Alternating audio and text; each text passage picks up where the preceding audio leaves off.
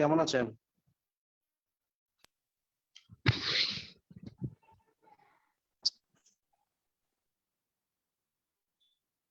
সবাই কেমন আছেন? জি আলহামদুলিল্লাহ স্যার। আসসালামু আলাইকুম ভাই, আলহামদুলিল্লাহ ভালো আছি। ওকে, স্ক্রিন দেখা যাচ্ছে? লেভেল অফ আইসিইউ কেয়ার দেখা যাচ্ছে? জি দেখা যাচ্ছে ভাই।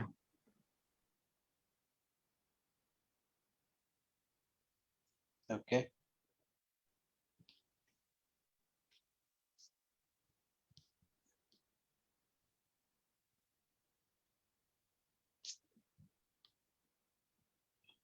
আচ্ছা।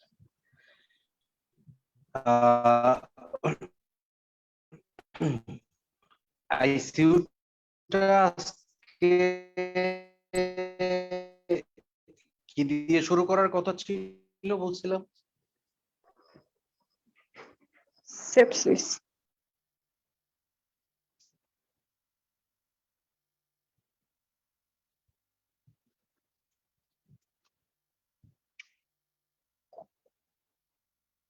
Exactly, sepsis.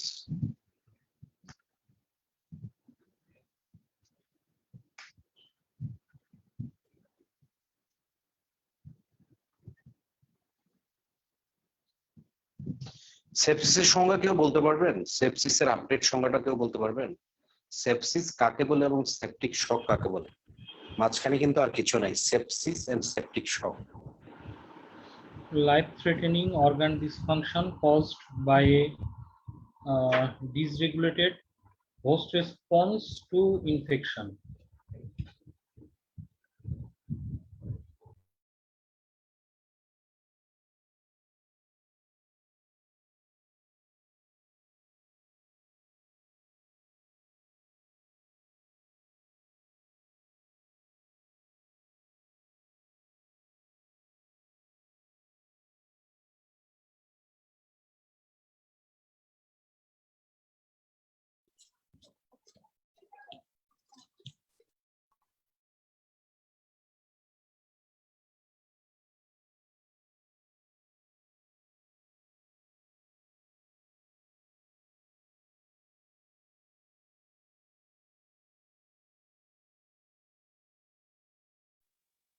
হ্যাঁ, কিছু দেখাও যাচ্ছে না, শোনাও যাচ্ছে না।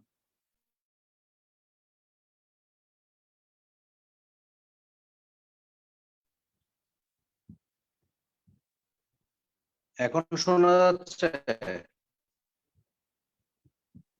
একইভাবে কথা কেটে কেটে আসতেছে ভাইয়া। এখন শোনা যাচ্ছে?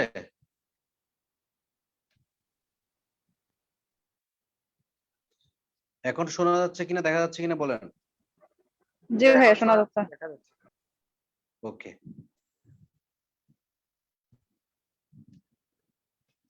আচ্ছা, তাহলে লেভেল অফ আইসিইউ কেয়ারটা হচ্ছে যে আমরা যে আইসিইউ কেয়ার বলি, আইসিইউর অ্যাডমিশন ক্রাইটেরিয়া কি ছিল?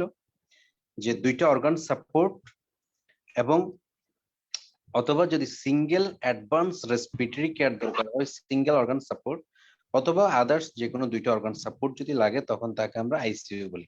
তো এই আইসিইউটা আসলে ইন্টেনসিভ কেয়ার ইউনিটের 4টা লেভেল আছে। আমরা যে আইসিইউ বলতে যে আইসিইউ বুঝি ওইটা হচ্ছে আসলে লেভেল 3 আইসিইউ, মানে হচ্ছে যেখানে একটা রেসপিরেটরি সাপোর্ট অথবা দুইটা অর্গান সাপোর্ট যদি লাগে সেটা হচ্ছে লেভেল 3। লেভেল 2টা হচ্ছে এইচডিইউ, যেমন patient needing pre operative optimization. একটা পেশেন্টের আপনার ডায়াবেটিস কন্ট্রোল হচ্ছে না, তার একটা মেজর সার্জারি হবে ডায়াবেটিসটা কন্ট্রোল করার জন্য, তাকে আপনি এইচডিইউতে রাখতে পারেন।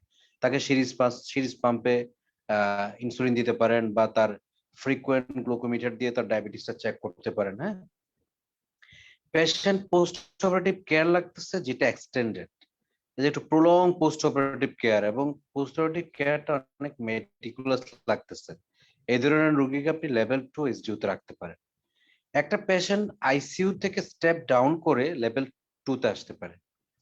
আরেকটা হইলে যে single organ support including basic, মানে সিঙ্গেল অর্গান সাপোর্ট, যেমন পেশেন্টের যেমন দুইটা অর্গান সাপোর্ট লাগলে আইসিইউ, সিঙ্গেল অর্গান সাপোর্ট যদি দরকার হয় তাকে আপনি এইচডিইউ তে রাখবেন। সিঙ্গেল অর্গান সাপোর্টের মধ্যে কিরকম, যেমন কার্ডিওভাস্কুলার সিম্পলি মনে করেন একটা রোগীর শুধু একটু আইনোট্রপ সাপোর্ট লাগছে, বাকিগুলো সব ঠিক আছে।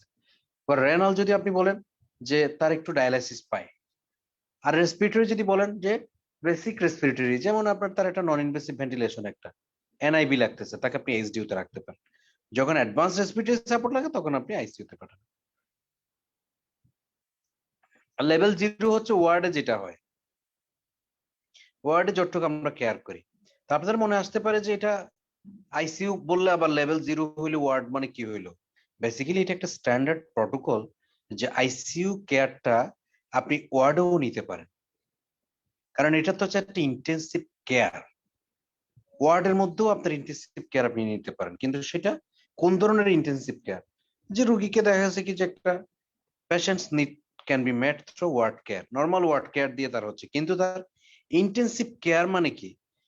নিবিড় পরিচর্যা। তো নিবিড় পরিচর্যা তো আপনি যে কোনো জায়গা থেকে করতে পারেন।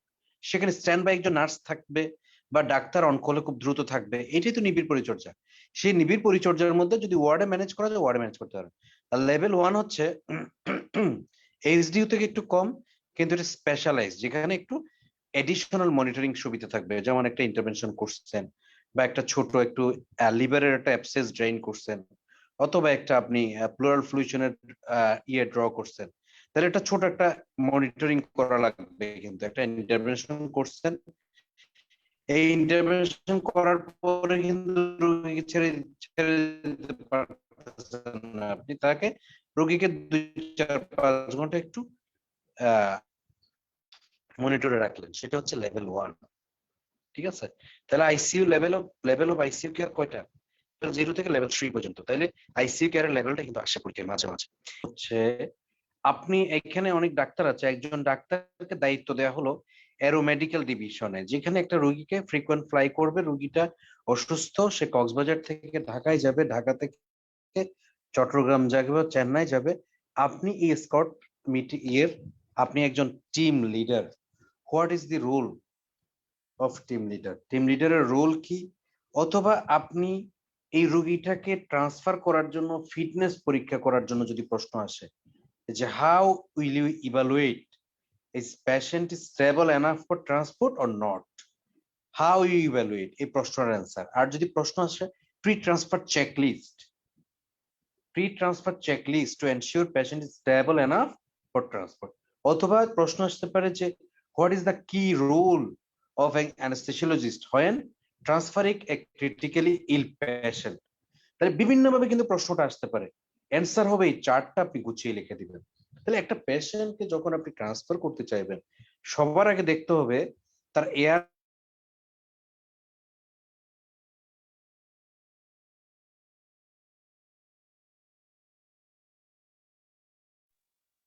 কেউ কি শুনতে পাচ্ছেন?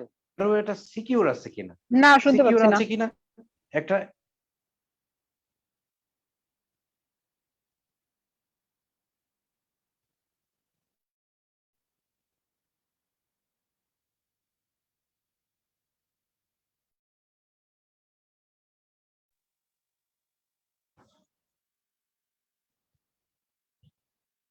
হ্যাঁ, সরি। আচ্ছা, শোনা যাচ্ছে? জি, শোনা যাচ্ছে। জি ভাইয়া, শোনা।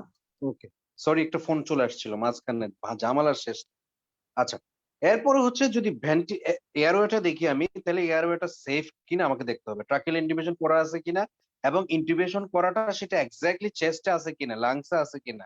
তাহলে আমাকে চেস্ট রেডিওগ্রাফ দিয়ে কনফার্ম করে নিতে হবে ট্রাকিয়াল টিউবের পজিশনটা। তাহলে এয়ারওয়েটা গেল। ভেন্টিলেশন, এখন সে স্পন্টেনিয়াসলি ব্রেথ করতেছে কিনা।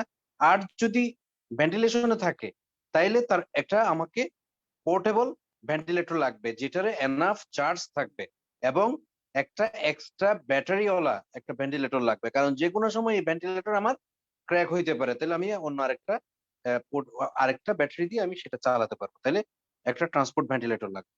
এবং এবিজি দিয়ে দেখতে হবে তার যে ভেন্টিলেটরের সেটিংসটা যেটা দিলাম আমি, এই যে আমি ট্রান্সফারের আগে যে ভেন্টিলেশনের সেটিংটা দিলাম, এই সেটিংটা যেমন একটা আই রেশিও ঠিক করা আছে, একটা টাইডাল ভলিউম ঠিক করা আছে, এইটা দিয়ে তার টোটাল ভেন্টিলেশনটা ঠিক হচ্ছে কিনা এই জিনিসটা আমি চেক করে নিব এবিজি করে। এবং এই পেশেন্টটা যখন ভেন্টিলেটেড থাকবে তখন সিডেটেড এবং প্যারালাইজড আছে কিনা সেটাও আমাকে একটু ঠিক করে নিতে হবে।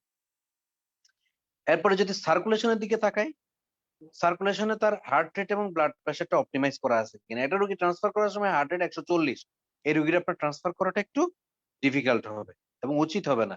এটা ব্লাড প্রেশার 60/40, 70/40, এই রোগীকে ট্রান্সফার করা ঠিক হবে না। আগে রিসাসিটেট করতে হবে, ঠিক আছে। টিস্যু এবং অর্গান পারফিউশন এডিকুয়েট আছে কিনা, আর সার্কুলেটিং ব্লাড ভলিউম রিস্টোর আছে কিনা। এরপর হচ্ছে হিমোগ্লোবিন এডিকুয়েট আছে কিনা। হিমোগ্লোবিন এডিকুয়েট আছে কিনা দেখতে হবে, না হলে একটু ব্লাড দিয়ে নিয়ে যেতে হবে। এরপরে হচ্ছে তার minimum 2 roots of venous access, তাকে মিনিমাম 2টা হাতে বা 2টা জায়গায় অ্যাক্সেস থাকতে হবে। কারণ এই ট্রান্সফারের সময় যে কোনো সময় কি হবে, তার একটা চ্যানেল কিন্তু নষ্ট হয়ে যাবে। তাহলে একটা চ্যানেল নষ্ট হয়ে গেলে জন্য আরেকটা চ্যানেল দিয়ে আমি অ্যাক্সেসটা পাই। আর আর্টেরিয়াল ক্যাথেটার চ্যানেল ক্যাথেটার লাগলে দিলাম। এখন আর নিউরোলজিক্যাল সিজার্স, সিজার্সটা কন্ট্রোল আছে কি, এখন ভাইয়া শোনা যায় না, শোনা যায় না। কন্ট্রোল আছে কিনা সেটা দেখতে হবে, এবং কিছু কন্ট্রোল হওয়ার মাস এই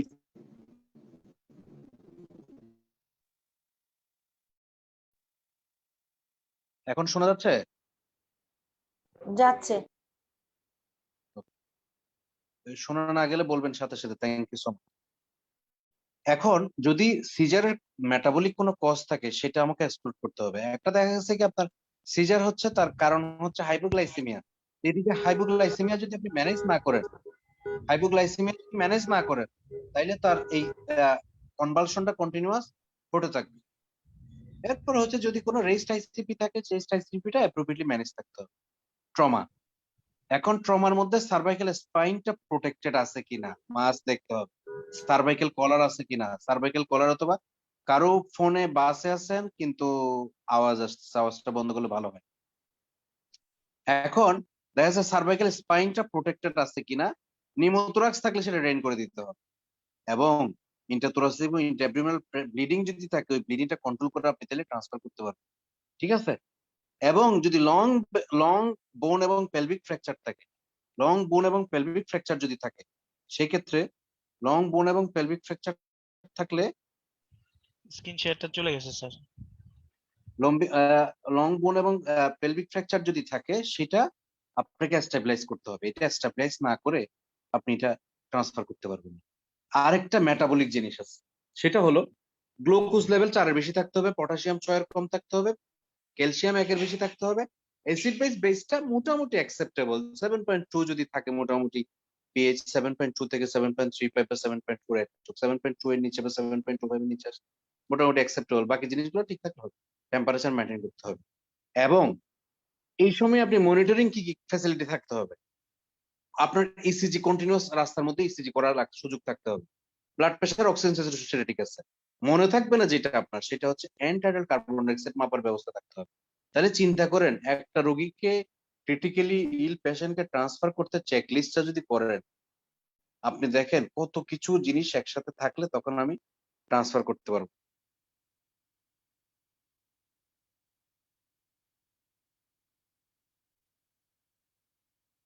ডাক্তার সুমারানী পাল আছেন?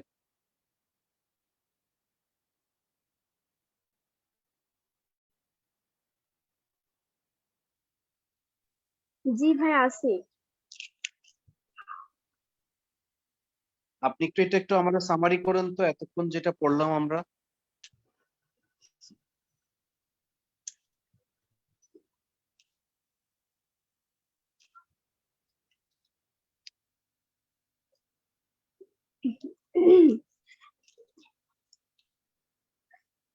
একটা ক্রিটিক্যালি ইল পেশেন্টকে আমরা একটা ট্রান্সপোর্ট করতে গেলে আমরা কি কি দেখে তারপর আমরা ট্রান্সপোর্ট করতে পারবো, এবং আমাদের এয়ারওয়ে, তারপরে ভেন্টিলেশন, সার্কুলেশন, নিউরোলজিক্যাল নিউরোলজি দেখতে হবে, তারপর মেটাবলিক কিছু জিনিসপত্র দেখতে হবে, এবং monitoring ECG, blood pressure, oxygen saturation, এগুলো দেখে তারপরে আমরা তাকে ট্রান্সফার করতে পারবো।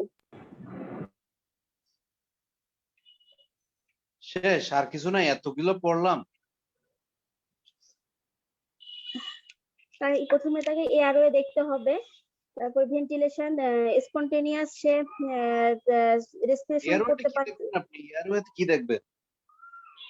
এয়ারওয়ে সিকিউর আছে কিনা, এয়ারওয়ে ট্রাকিয়াল দেখে বলেন। বুঝাচ্ছেন আপনি? এয়ারওয়ে সিকিউর বলতে কি?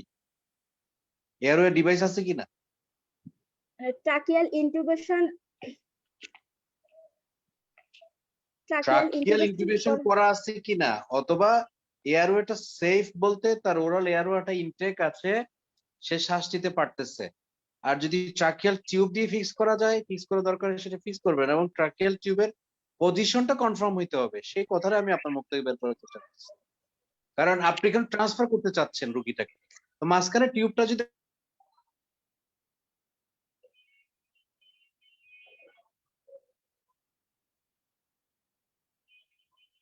অর্ধেক বের করা থাকে, রুগীটা কি বাঁচবে?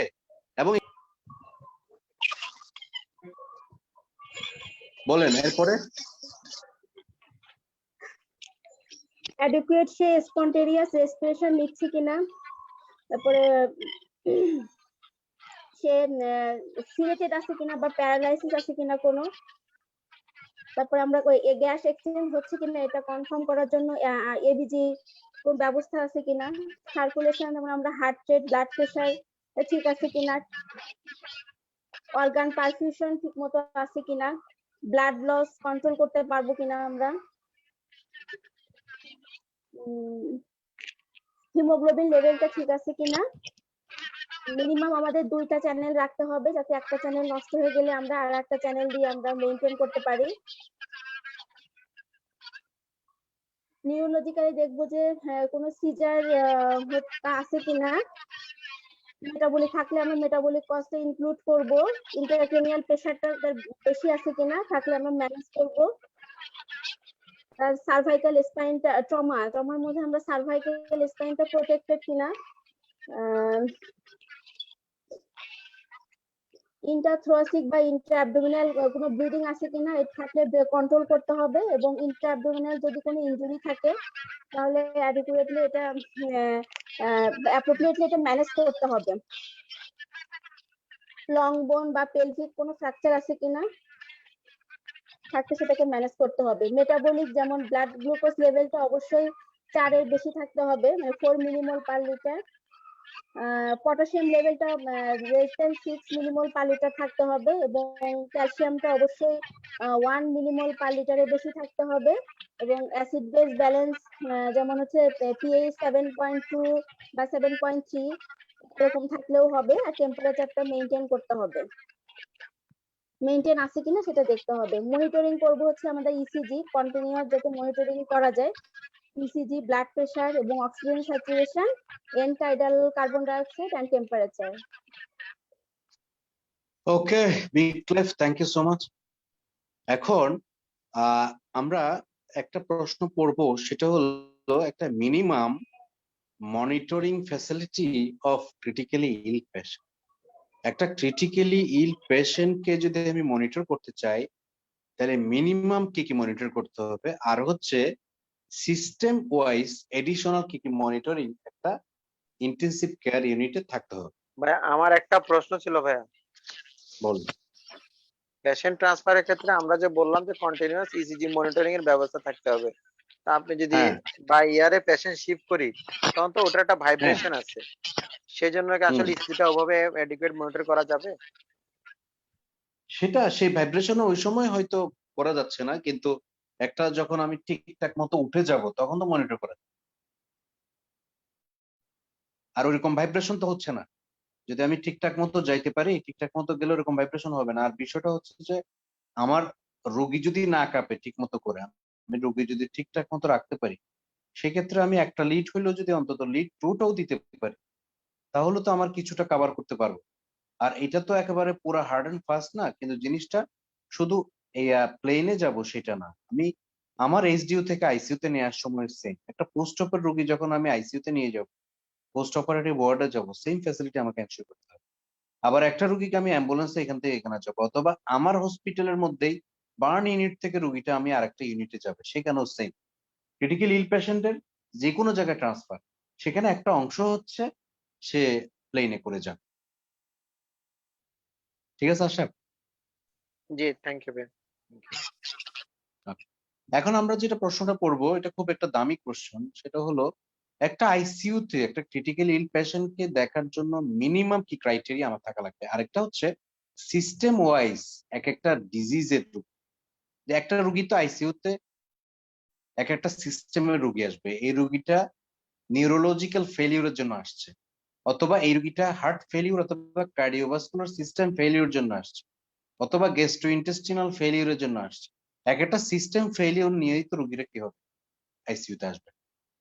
একটা হলো গড়পড়তা সবার জন্য যে এনশিওর করতে হবে মিনিমাম মনিটরিং ক্যাপাসিটি, সেই মিনিমামের মধ্যে আছে কি কি, ECG, pulse rate, SpO2, arterial pressure, urine output, temperature. ঠিক আছে, এরপরে হচ্ছে তার ফ্লুইড ইনপুট আউটপুটে দেখতে হবে, ড্রাগ ইনফিউশনটা দেখতে হবে, কনসাসনেস লেভেল দেখতে হবে। তাহলে ড্রাগ ইনফিউশন, কনসাসনেস লেভেল, ঠিক আছে, কনসাসনেস লেভেলটা কিন্তু ইম্পর্টেন্ট। তাহলে আপনি ভুলে যাবেন, আপনি গড়পড়তা করে টেম্পারেচারটা ভুলে যেতে পারেন, ইউরিন আউটপুট পর্যন্ত ঠিক থাকবেন, আপনি ইনটেক আউটপুট পর্যন্ত ঠিক থাকবেন, কিন্তু টেম্পারেচারটা ভুলে যাবেন। ড্রাগ ইনফিউশন এবং consciousness level, frequently consciousness level GCS মাপাটা দেখা যে একটা মিনিমাম ক্রাইটেরিয়ার মধ্যে পড়ে। এটা কি আমাদের মাথার মধ্যে ছিল আগে? লেখার সময় লিখতাম, অনেকে হয়তো লিখতাম, আমরা ওই ইসিজি, পালস রেট, SpO2 এর মধ্যেই সীমাবদ্ধ থাকতাম। তাইলে ড্রাগ ইনফিউশন রেট, একটা ড্রাগ যাচ্ছে, তাইলে একটা সিরিজ পাম্পের ফ্যাসিলিটি থাকতে হবে। এই ড্রাগটা কি ড্রাগ, কিভাবে কনসেন্ট্রেশন হচ্ছে, ইনফিউশনের রেট কত, সেটা আমাকে থাকা লাগবে। আর কনসাসনেস লেভেলটা আমরা দেখি। এরপরে হচ্ছে এডিশনাল, এডিশনাল হচ্ছে লেভেল 2 অথবা 3, কিন্তু আপনি এডিশনাল লেভেল 2 অথবা 3 উপরে যেটা, সেটা হচ্ছে লেভেল 0 এবং 1 এর মধ্যে মিনিমাম মনিটরিং এগুলো থাকবে। আর যদি লেভেল কার্ডিওভাস্কুলার হয়, এডিশনাল ডান পাশে কি লেখা আছে, লেভেল 2 3। লেভেল 2 3 মানে কি, সিঙ্গেল অর্গান ফেলিওর অথবা ডাবল অর্গান ফেলিওর। তাহলে এখন কার্ডিওভাস্কুলার একটা রোগী যদি হয়, তাহলে ইনভেসিভ আর্টেরিয়াল মনিটরিং এর ক্যাপাসিটি থাকতে হবে। তাহলে সেখানে আপনার arterial pressure, SCO2, lactate level, cardiac output দেখতে হবে পালস কাউন্টার মেথডে, পালস কাউন্টার অ্যানালাইসিস করে কার্ডিয়াক আউটপুট মাপার সুযোগ থাকতে হবে। সেন্ট্রাল ভেনাস ক্যাথেটার থাকতে হবে, সেন্ট্রাল ভেনাস ক্যাথেটারে কি থাকতে হবে, সেন্ট্রাল ভেনাস প্রেসার মাপবো আমি, এবং কোনো ভ্যাসোঅ্যাক্টিভ অথবা ইরিটেন্ট ড্রাগ যদি আমি ব্যবহার করি, সেই ড্রাগটা সেন্ট্রাল ভেনাস ক্যাথেটার দিয়ে আমরা দিব। কার্ডিয়াক আউটপুট পাবো, পালমোনারি আর্টারি ক্যাথেটার আমরা দিতে পারি।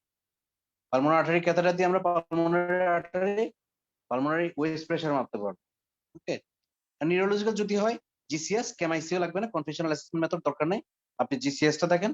এবং সিএফএম হচ্ছে আপনার cerebral function analysis monitor, CFM মানে হচ্ছে সেরিব্রাল ফাংশন অ্যানালাইসিস মনিটর। হ্যাঁ, সেরিব্রাল ফাংশন অ্যানালাইসিস মনিটরটা বেসিক্যালি এটা প্রসেসড ইইজি, মানে একটা মাথার মধ্যে ব্যান্ডের মতো থাকে, হ্যাঁ, ছোট ছোট ইসিজি লিটের মতো একটা ব্যান্ড মাথার মধ্যে, মেয়েদের যে ব্যান্ড করে না চুলগুলো একটু পিছনে রাখার জন্য, এরকম একটা কপালের মধ্যে ব্যান্ড দেয়, ব্যান্ড গুলোর ছোট ছোট ছোট ছোট করে ইসিজির মতো লিড লাগানো থাকে, সেটা মাথার ভিতরে কার্যকলাপটা কন্টিনিউয়াস আমাকে গ্রাফিক্যাল প্রেজেন্টেশন দিয়ে দেখায়। আর হচ্ছে আইসিবি মেজার করতে হবে, আর হচ্ছে jugular venous pressure, JBS. JBS নাম শুনছেন আপনারা, জুগুলার ভেনাস প্রেসার, জেবিএস।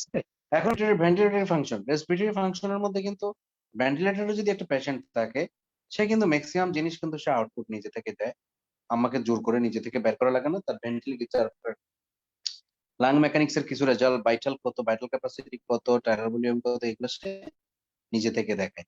আমি দেখবো arterial plethysmography, tracheal tube cuff pressure, পুরার থেকে ইম্পর্টেন্ট জিনিস। আমরা কিন্তু অনেকে আইসিইউতে কাজ করি, কিন্তু ট্রাকিয়াল টিউব কাপ প্রেসারটা কিন্তু ফ্রিকুয়েন্ট মেজার করা দরকার। হ্যাঁ, ট্রাকিয়াল টিউব কাপ প্রেসারটা ফ্রিকুয়েন্ট মেজার করা দরকার, সেটা আমরা ফিল করে যাই। গ্যাস্ট্রোইন্টেস্টিনাল, এটা ভাইয়া 20 থেকে 30 সেন্টিমিটার অফ ওয়াটার রাখতে হবে না ভাই? এক্স্যাক্টলি 25 হচ্ছে এভারেজ, আর 20 রেঞ্জ গুলো 20 থেকে 30। আর গ্যাস্ট্রোইন্টেস্টিনাল ক্ষেত্রে আমি এন্টারাল ফিড অ্যাসপিরেশন, এখানে ইম্পর্টেন্ট যেটা, ইন্টারঅ্যাবডোমিনাল প্রেসার মাপতে হবে। গ্যাস্ট্রোইন্টেস্টিনাল কি মাপতে হবে, ইন্টারঅ্যাবডোমিনাল প্রেসার। ইন্টারঅ্যাবডোমিনাল প্রেসার মাপার সিস্টেমটা হচ্ছে আপনার ব্লাডারের মধ্যে 100 ml বা 200 ml ইউরিন অথবা ফ্লুইড যেভাবে হোক রাখা হয়, নর্মাল স্যালাইন দিয়ে রাখা হয়, এরপর ওইখানে একটা ম্যানোমিটারের পোর্ট রাখা হয়, এই পোর্টটা দিয়ে বাইরে আমি ভেসিকুলার প্রেসারটা মাপি। ভেসিকুলার ইন্ট্রাভেসিকুলার প্রেসার দিয়ে ইন্টারব্রিমিনাল প্রেসারের অ্যাসেসমেন্ট করা যায়, ওই অনুসারে ইন্টারব্রিমিনাল প্রেসারটা আমরা দিতে পারি। তারপর অ্যাডিশনাল ফ্লুইড ইনপুট আউটপুট এগুলো দেখলেন। ইম্পর্টেন্ট যেটা হেমাটোলজিক্যাল মনিটর, একটা রোগীকে আইসিইউতে রাখলে আপনাকে ফুল ব্লাড কাউন্ট ওইখানেই ব্যবস্থা করতে হবে, ওইখানেই মাপার ব্যবস্থা থাকতে হবে। ল্যাবরেটরি অথবা near coagulation test, near coagulation test বলতে ওই যে আল্ট্রাসাউন্ড গাইডেড অথবা যেগুলো পোর্টেবল আল্ট্রাসাউন্ড মেশিন, এরকম পোর্টেবল ল্যাব আছে। পোর্টেবল ল্যাবে কি কি করা যায়, থ্রম্বোইলাস্টোগ্রাফি এবং রোটেম, রোটেশনাল থ্রম্বোইলাস্টোগ্রাফি, হ্যাঁ রোটেম টিইজি, এই টিইজি দিয়ে থ্রম্বোইলাস্টোগ্রাফি দিয়ে ব্লাড কোগুলেশন প্রোফাইল একদম ওইখানে রিয়েল টাইম ওইখানে পাই, ব্লাড রোগী থেকে টানলাম ওইখানেই মেশিন থাকবে, ওইখানেই রেজাল্ট সাথে সাথে দিয়ে দিবে। তাহলে এটা কি পড়লাম প্রশ্নটা, এটা হচ্ছে minimum and additional monitoring of critical ill patient, critical ill patient minimum এবং এডিশনাল মনিটরিং সিস্টেম ওয়াইজ। এবং এই প্রশ্নটা মারাত্মক প্রশ্ন, এগুলো কিন্তু রনির বই থেকে পড়ালেও পড়াতে পারতাম, কিন্তু বেসিক্যালি আপনাদের স্মিথ মর্গান, আমরা অনেকে টেক্সট বইগুলো একেবারেই উল্টাই না, জাস্ট একটু মানে ওই ইয়েটা ভেঙে যাওয়া, আর্টটা ভেঙে যাওয়া, এই জিনিসগুলাই বিভিন্ন বইতে গাইডে লেখা আছে, এগুলো এখান থেকে কপি করা বই আলটিমেটলি এগুলাই। এখান থেকে আমি চেকে আমি চাইছি যে একটা ক্লাসে আমি গাইড বই দেখাই দিব, আর একটা ক্লাস টেক্সট বইতে একটু হালকা পাতলা ধরাই দিব, তাইলে অন্তত দুইটা জায়গায় ওরিয়েন্টেশন থাকলে আমাদের যে বিভিন্ন রকম ইয়ে আছে মূল বইগুলো থেকে একটু না দেখলে কি হয়, অনেক সময় কনফিউশন এবং কনফিডেন্সটা অনেক সময় কম আসে। নেক্সট কোয়েশ্চনে চলে যাই, সেটা হচ্ছে causes of respiratory failure. Respiratory ফেলিউরের কজের মধ্যে যদি আমি হিসাব করি, একটা কথা হলো রেসপিরেশনের সেন্টার কোথায়, ব্রেন স্টেমে। তাহলে মাথায় কোনো সমস্যা হলে একটা শ্বাস কিভাবে নিই, শ্বাস নিয়ে হইলো আমি আমার চেস্ট মাস্কুল স্কেলেটা দিই। তাহলে মাস্কুল স্কেলেটা যদি আমার নরম হয়ে যায়, দুর্বল হয়ে যায়, তাহলে মাস্কুল স্কেলেটা অ্যাবনর্মালিটি থাকলে তখনও কিন্তু আমি শ্বাস নিতে পারবো না। আবার আমার লাংস এর ভিতরে যদি কোনো টিউমার থাকে, ফরেন বডি থাকে, আমার শ্বাস আটকে যাবে, শ্বাস আমি ঠিক মতো নিতে পারবো না। এরপরে আবার কিছু পয়জনিং যদি হয়, দেখা যাচ্ছে কিছু পয়জনিং এর জন্য হতে পারে। আবার লাংস এর প্যারেনকাইমাল কিছু ডিজিজ আছে বিভিন্ন জায়গায়, সিওপিডি, অ্যাজমা, ইন্টারস্টিশিয়াল লাং, এইসব ঝামেলার কারণে আমাদের রেসপিরেটরি ফেলিওর হবে। হ্যাঁ, তাহলে এখানে কি করছে দেখি, মোটামুটি এগুলো চলে আসছে মনে হয়। রেডিউসড সেন্ট্রাল ড্রাইভ, তাহলে সেন্ট্রাল ড্রাইভ যখন কমে যায় তখন কি হবে, brain stem injury, stroke, drug effects, metabolic encephalopathy. তারপর হচ্ছে এয়ারওয়ে অবস্ট্রাকশন, এয়ারওয়ে যখন অবস্ট্রাকশন হবে তখন tumour, infection, sleep apnoea, foreign body. হ্যাঁ, লাং প্যাথোলজিক্যাল কন্ডিশন যেটা অ্যাজমা, সিওপিডি, নিউমোনিয়া, ফাইব্রোসিস। হ্যাঁ, নিউরোমাসকুলার ডিফেক্ট যেটা বললাম, spinal cord lesion, phrenic nerve disruption, myasthenia gravis, GBS, critical illness, polyneuritis, musculoskeletal trauma, severe sclerosis. Clear?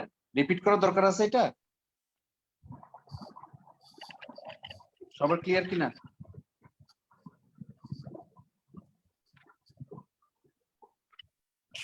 কোনো আওয়াজ নাই, সবাই শুনলাম। জি স্যার, ক্লিয়ার। ওকে, আমরা কি ইমপেন্ডিং রেসপিরেটরি অ্যারেস্টটার একটু সাইন করব। সাইন এবং সিম্পটমের পার্থক্য কি? সাইন মানে হচ্ছে যেটা আমরা দেখি, সিম্পটম হচ্ছে রোগী যেটা বলে। তাহলে সাইন যেটা আমরা দেখি, একটা রোগী ইমপেন্ডিং রেসপিরেটরি অ্যারেস্টে যাচ্ছে, এটা আমাকে কিন্তু বুঝতে হবে। আমি কিভাবে বুঝবো? আমি এই জিনিসটা জানা গেলে বুঝবো। যেমন মার টেকিপনিয়া, ভয়ানক ভাবে বেশি করে শ্বাস নিচ্ছে, 40-50 এটা, আবার হচ্ছে শ্বাস কম নিচ্ছে, 7-8 বার নিচ্ছে, হাইপারভেন্টিলেশন, পেশেন্ট অ্যাডজাস্ট হয়ে গেছে। Use of accessory muscle, patient lungs মানে ডায়াফ্রাম, ইন্টারকোস্টাল মাসল ছাড়াও অ্যাক্সেসরি মাসল দিয়ে শ্বাস নিচ্ছে, সায়ানোসিস এবং ডিসেসুরেশন কল করতেছে, টেকার্ডিয়া অর ব্রেডিকার্ডিয়া। ইফ পেরি অ্যারেস্টের আশেপাশের সময়ে হয় টেকিকার্ডিয়া হবে, না হয় ব্রেডিকার্ডিয়া হবে। তার মানে 60 থেকে 100 এর ভিতরে হার্ট রেট থাকবে না। তাহলে হার্ট রেট কতর ভিতরে থাকবে? হয় 60 এর নিচে, না হয় 100 এর উপরে। তাহলে এটা খেয়াল রাখতে হবে। এরপর সুইটি, কোল, ক্লামি পেরিফেরিস, মেন্টাল চেঞ্জ।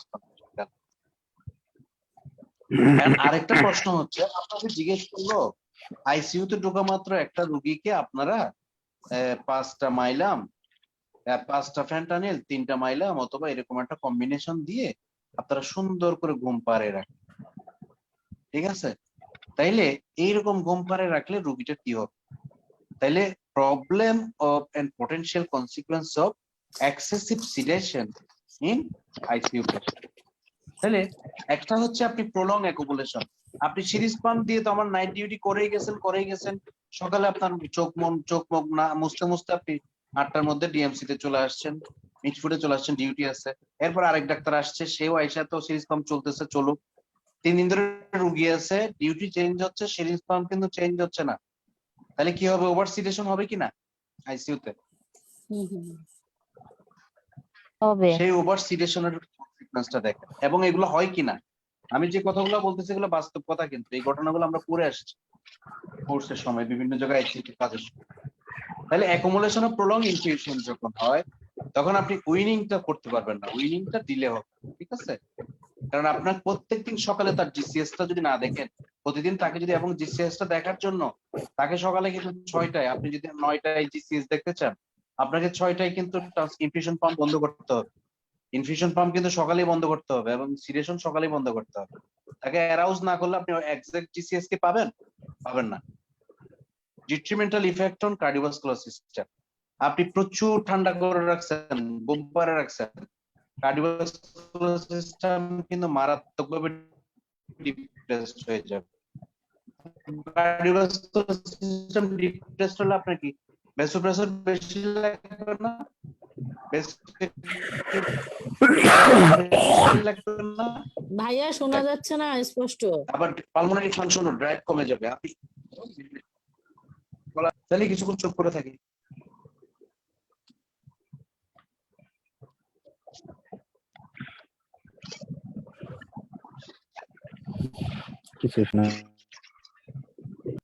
আশেক ভাই, আপনার একটু মাইকটা অফ করে দিবেন প্লিজ।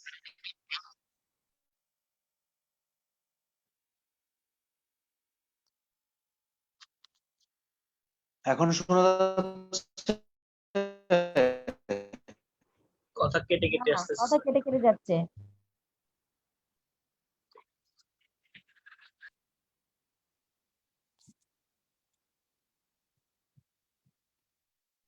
লকডাউনের কি অবস্থা ওদিকে ঢাকায়? কিসের লকডাউন স্যার? আজকে আসার সময় জ্যামে বসেছিলাম দুপুরবেলা হসপিটাল থেকে।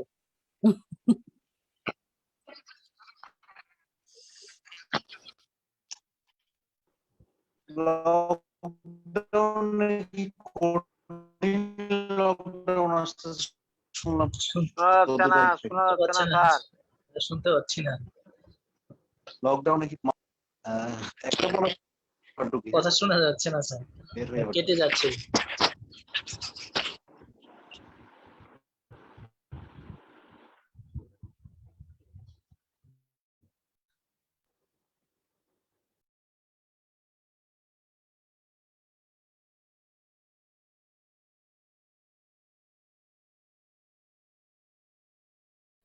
সবই গেল নাকি?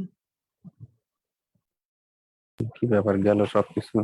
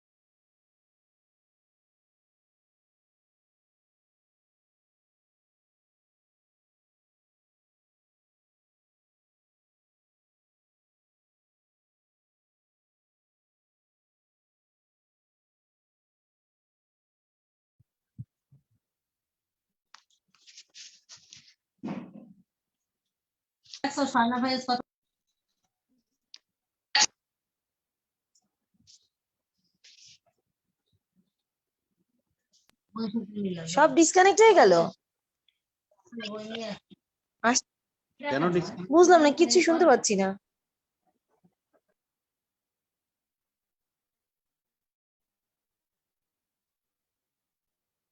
এখন শোনা যাচ্ছে? ক্লিয়ার না ভাইয়া? কথা খুব কাটা কাটা আসতেছে, ক্লিয়ার আসতেছে না।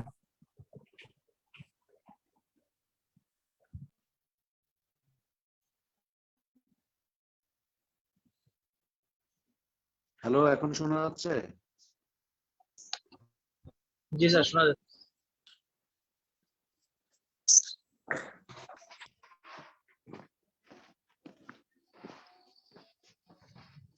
দেখাও যাচ্ছে নিশ্চয়ই।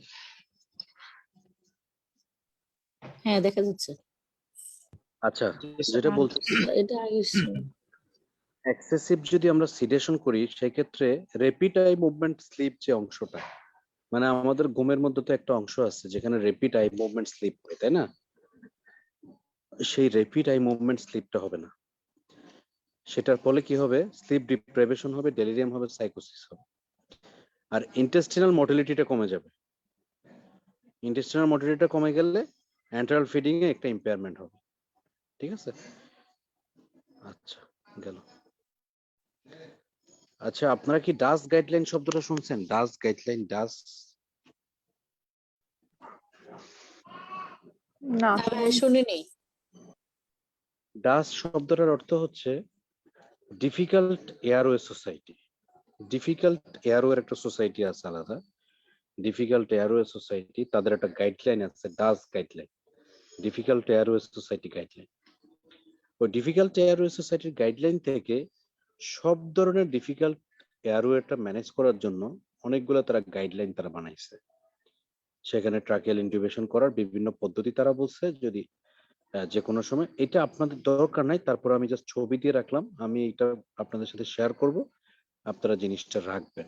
কারণ তবে আপনারা একজন স্পেশালিস্ট অ্যানেস্থেসিওলজিস্ট হচ্ছেন, সেই ক্ষেত্রে মানে এটা জানা দরকার। আপনারা যদি একটু ইন্টারেস্টেড হন তাহলে আমি এটা নিয়ে আলোচনা করব।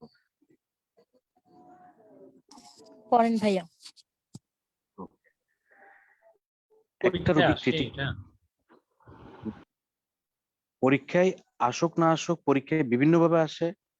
মানে ক্রিটিক্যাল ইল পেশেন্টের একটা ট্রাকিয়াল ইন্টিউবেশন ফেল করলে কি করবেন, ডিফিকাল্ট এয়ারওয়ে ড্রিল কিভাবে ম্যানেজ করবেন, এটা কিন্তু জানা দরকার আপনি। হ্যাঁ, এই জন্য জানাও দরকার। বিভিন্নভাবে আপনার আসতে পারে, যেমন আপনাকে আলটিমেটলি পরীক্ষায় কিন্তু ভাইবা যদি হয়, গোড়াই ফিরাই কিন্তু আপনি এমন একটা পজিশনে নিয়ে আসবে আপনি ইন্টিউবেশন করতে পারতেছেন না, এখন হোয়াট উইল ইউ ডু, এই জায়গাটা কিন্তু কভার করা আসবে। ঠিক আছে? ডিফিকাল্ট ইন্টিউবেশন ড্রিল ওইটা বিভিন্নভাবে কিন্তু এই জায়গাটা আসবে, এই জন্য এটা আমি এখানে নিয়ে আসলাম। এখন ট্রাকিয়াল ইন্টিউবেশন করবেন ক্রিটিক্যাল ইল পেশেন্ট, তাহলে সিস্টেমটা কি? প্রথমে আপনি প্রি অক্সিজেনেট করেন এবং চেকলিস্টটা ঠিক করেন যে আপনার চেকলিস্টটা ঠিক আছে কিনা। যে কোনো একটা ইন্টিউবেশনের জন্য আপনাকে চেকলিস্ট বানাতে হবে, এই জিনিসগুলো সব আছে কিনা। পজিশন থাকবে হেড আপ পজিশন, এবং এয়ারওয়েটা অ্যাসেস করেন একটু, ক্রিকো থাইরয়েড মেমব্রেনটা একটু দেখে নেন। তাহলে কি দেখলেন আপনি? এয়ারওয়েটা অ্যাসেসমেন্ট করলেন, ক্রিকো থাইরয়েড মেমব্রেনটা দেখে নিলেন, কোন জায়গায় ক্রিকো থাইরয়েড মেমব্রেনটা আইডেন্টিফাই করে নিলেন, এবং ক্যাপনোগ্রাফটা ঠিক আছে কিনা দেখলেন, ক্যাপনোগ্রাফটা লাগানো আছে তার শরীরের সাথে, ক্যাপনোগ্রাফের ওয়েব ফর্মটা দেখে নিলেন। প্রি অক্সিজেনেট করবেন, অনেকগুলো পথ আছে, ফেস মাস্ক দিয়ে করতে পারেন, সিপিএফ দিয়ে করতে পারেন, এনআইবি দিয়ে, নেজাল অক্সিজেন দিয়ে করতে পারেন। একটা রোগী খুবই মনে করেন আগে থেকে এনআইবি তে আছে, এখন ট্রাকিয়াল ইন্টিউবেশন করে আপনি অ্যাডভান্স রেসপিরেটরি সাপোর্ট দিবেন, তাহলে এনআইবি দিয়ে তাকে কি করতে হবে? আগে থেকে প্রি অক্সিজেনেট করে নিতে হবে। এরপর হচ্ছে optimize cardiovascular system, share plan for failure. এই সময় আপনার আশেপাশের মানুষজনকে আপনি যদি ফেল করেন তাহলে প্ল্যানটা কিন্তু ঠিক জানাইতে হবে সবাইকে কি করতে হবে। তাহলে plan A, plan B, plan C, plan D, 4টা প্ল্যান। একটা প্ল্যান হচ্ছে আপনি ট্রাকিয়াল ইন্টিউবেশন করে ফেলতে পারলেন বা করলেন সাকসেসফুল, তাহলে কনফার্ম করলেন ক্যাপনোগ্রাফি দিয়ে, সাকসিড, ডান পাশে সাকসিড, কনফার্ম করলেন ক্যাপনোগ্রাফি দিয়ে। আচ্ছা, ল্যারিঙ্গোস্কোপি আপনি ট্রাকিয়াল ইন্টিউবেশন করার জন্য কয়বার নিতে পারবেন? হাইয়েস্ট 3বার। ম্যাক্সিমাম কত অ্যাটেম্প? 3বার অ্যাটেম্প। 3বার অ্যাটেম্পটা যদি না পারেন সেটাকে কি বলা হয়? Declare failed intubation. ঠিক আছে? তো ল্যারিঙ্গোস্কোপি 3বার করার সময় অক্সিজেনেশন কন্টিনিউয়াস লাগবে। এখন যখন ল্যারিঙ্গোস্কোপি করেন তখন কি আপনি মুখে অক্সিজেন দিতে পারবেন? পারবেন না, তখন কি দিতে হবে? Nasal oxygen. ঠিক আছে? আর দুইবার ল্যারিঙ্গোস্কোপির মাঝখানে একটু সময় আছে না, তখন আপনি ফেস মাস্ক ভেন্টিলেশন দিতে পারেন বিটুইন অ্যাটেম্পস। নিউরোমাস্কুলার ব্লক কিন্তু দিতে হবে। আপনি একটা জিনিস মাথায় রাখতে হবে, নিউরোমাস্কুলার ব্লক দিলে অনেক ফেল্ড ইন্টিউবেশন কিন্তু সহজ হয়ে যায়। আমরা অনেক সময় ফেল্ড ইন্টিউবেশনের চিন্তা করে অনেক সময় আমরা নিউরোমাস্কুলার ব্লক দিতে ভয় পাই, তখন কেমন হবে? অথচ নিউরোমাস্কুলার ডাস গাইডলাইনে বলা হচ্ছে যে কোনো ফেল্ড ইন্টিউবেশনের ক্ষেত্রে বা সাসপেক্টেড ফেল্ড ইন্টিউবেশন অথবা প্রিডিক্টেড ফেল্ড ইন্টিউবেশনের ক্ষেত্রে আপনাকে নিউরোমাস্কুলার ব্লক মাস্ট দিতে হবে। কারণ নিউরোমাস্কুলার ব্লক দিলে এটা আপনার জন্য অনেক রিল্যাক্স হয়ে যাবে, সহজ হয়ে যাবে। ঠিক আছে? তাহলে আপনি এখানে ভিডিও অথবা ডিরেক্ট ল্যারিঙ্গোস্কোপি করলেন, এক্সটার্নাল ল্যারিঞ্জিয়াল ম্যানিপুলেশন করলেন, একটু ঘাড়ে ওই যে আমরা যে এমনি ইন্টিউবেশন করার সময় আমরা অনেক সময় বলি না একটু ঘাড়ে হাত দেন বা নিজের হাত দিয়ে একটু চাপাচাপি করি এবং ক্রিকেটিং, তাহলে 3 বার অ্যাটেম্পে যদি আপনি ল্যারিঙ্গোস্কোপি করাবেন ইন্টিউবেট করতে না পারেন, তাহলে কি করবেন? ফেল্ড ইন্টিউবেশন হিসেবে ডিক্লেয়ার করবেন। এখন এটা তো আপনি 3 বার করার পরে, কিন্তু একবার যখন ফেল করবেন তখন আপনাকে ডান পাশে ফার্স্ট ফেলিউরে কল ফর হেল্প। প্রথমবার ডিরেক্ট ল্যারিঙ্গোস্কোপি করছেন, কিন্তু ফার্স্ট ফেলিউরের পরে আপনাকে ভিডিও ল্যারিঙ্গোস্কোপি করতে হবে। এরপরে গেট ফ্রন্ট অফ নেক এয়ারওয়েসেফ। এই সময় আপনাকে ওই যে ক্রিকোথাইরয়েডোটমি করার জন্য যে সেটটা দরকার সেই সেটটা হাতের কাছে নিয়ে আসতে হবে। তাহলে প্রথম প্ল্যান এটা কিন্তু কমপ্লিট। এখন প্ল্যান বি তে যাই। বিসি একসাথে, বিসিটা একসাথে করছে এখানে, অন্যান্য ডিফিকাল্ট এয়ারওয়ে ড্রিলে দুইটা একসাথে নাই, এখানে দুইটা একসাথে। কি একটা হচ্ছে আপনি ইন্টিউবেশন করতে পারেন না, এখন একটা সুপ্রাগ্লটিভ এয়ারওয়ে ডিভাইস আপনি দিতে পারেন, এসিডি ইনসার্শন করতে পারেন। Second generation. সেকেন্ড জেনারেশন কেন? সেকেন্ড জেনারেশনের মাঝখানে একটা ইন্টিউবেশন করার সুযোগ থাকে, ওইটার ভিতর দিয়ে রেল রোড করে ইন্টিউবেশন করা যায়। আরেকটা হচ্ছে ফেস মাস্কের 2% টেকনিক। 2% টেকনিক মানে যেখানে আপনার একজন মাস্ক ধরবে আর একজন ভেন্টিলেট করবে, 2% টেকনিক। এবং আপনি একটা অ্যাডজাং ইউজ করতে পারেন, যে আপনি একটা রোগী যখন দাঁত মুখ চেপে আছে, ভেন্টিলেশন ভালো হচ্ছে না, তাকে আপনি যদি একটা এয়ারওয়ে দিয়ে তারপরে ফেস মাস্ক ভেন্টিলেশন করেন, তো সুন্দর করে অক্সিজেনটা যাবে এখানে। তাহলে এখানে এই এটা কয়বার করবেন? ম্যাক্সিমাম 3 অ্যাটেম্প ইচ কিরকম? আপনি 3 বার অ্যাটেম্পের মধ্যে দেখা যাচ্ছে কি ডিভাইস একই রকম ডিভাইস নিয়ে 3 বার চেষ্টা করা যাবে না, একই রকম সাইজ নিয়ে 3 বার চেষ্টা করা যাবে না, একই অপারেটর 3 বার চেষ্টা করবে না। কি বলতে বুঝতে পারছেন? আমি 3 বার চেষ্টা করতেছি, এই কাজ করা যাবে না। আমি একই ল্যারিঙ্গোস্কোপ অথবা একই রকম টিউব সাইজ দিয়ে চেষ্টা করতেছি, এটা করা যাবে না। ঠিক আছে? ডিভাইস চেঞ্জ করতে হবে, সাইজ চেঞ্জ করতে হবে, অপারেটর চেঞ্জ করতে হবে। ঠিক আছে? এই জিনিসগুলো কিন্তু ইম্পর্টেন্ট। তা আমি আগেও 3 বার ফেল করলাম, পরের বিসি আইসাও 3 বার ফেল করলাম, একই মানুষ, এটা করা যাবে না। ঠিক আছে? তাহলে আমার সিনিয়রকে ডাকতে হবে। এখন মনে করেন আপনি ফেস মাস্ক ভেন্টিলেশন করতে পারতেছেন, মানে অক্সিজেনেট করতে পারতেছেন, অথবা একটা সুপারগ্লটিভ এয়ারওয়ে ডিভাইস আপনি দিতে পারছেন। এই দুইটার যে কোনো একটা যদি করতে পারেন, এখন জিনিসটা একটু যেহেতু গ্যাঞ্জাম, সুপারগ্লটিক এয়ারওয়ে ডিভাইস দিলে আপনি এটার ভিতর দিয়ে ইন্টিউবেশন করে কাজ চালিয়ে নিয়ে যেতে পারবেন, 1 নাম্বার। আবার যদি আপনি শুধু ফেস মাস্ক দিতে পারেন, সুপারগ্লটিভ এয়ারওয়ে ডিভাইসও না দিতে পারেন, ফেস মাস্ক দিলে এখন রোগীকে আপনি জায়গায় দিতে পারেন চাইলে। ঠিক আছে? অথবা একটা সিনিয়র আশাপত্র অপেক্ষা করতে পারেন, এবং এখান থেকে আরেকটা প্ল্যান করতে পারেন, ক্রিকোথাইরয়েডোটমি করে ওদিক থেকে ইন্টিউবেশন করতে পারেন। এখন যদি তার সুপারগ্লটিং এয়ারওয়ে ডিভাইস দেয়া অথবা ফেস মাস্ক অক্সিজেনেট করা কোনোটাই আপনি করতে পারেন নাই, তখন তাকে যে সিচুয়েশন, সেই সিচুয়েশনটার নাম হচ্ছে কিকু।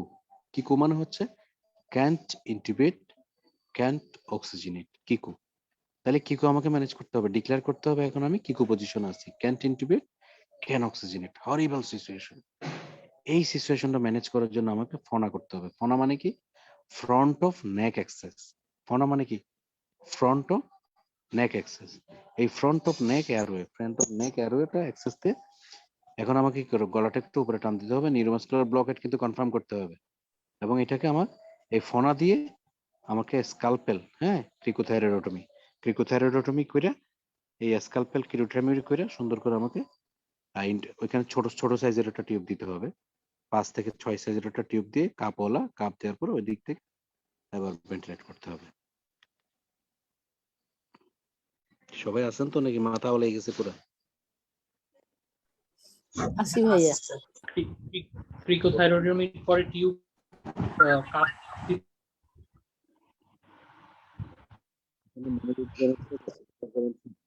মনিরুজ্জামান শেখ এটা সুন্দর করে পড়ান আমাদের সবাইকে, কোন জায়গায় প্রবলেম আছে আবার বলে দিব আমরা। বলেন।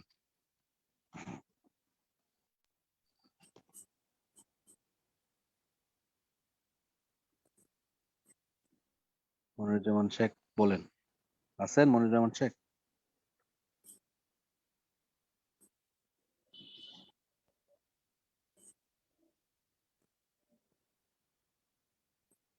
নাই মনে হয়। তো আগ্রহ করে বলেন, আমি বলবো না, একজন বলেন, যে কোনো একজন একটু পড়ান, এটা রিভিশন করা আর কি ইমিডিয়েট, তাহলে আমাদের একবার পড়া হয়ে গেলো। আবার জিনিসটা তো আমাদের আলটিমেটলি জানা লাগবে।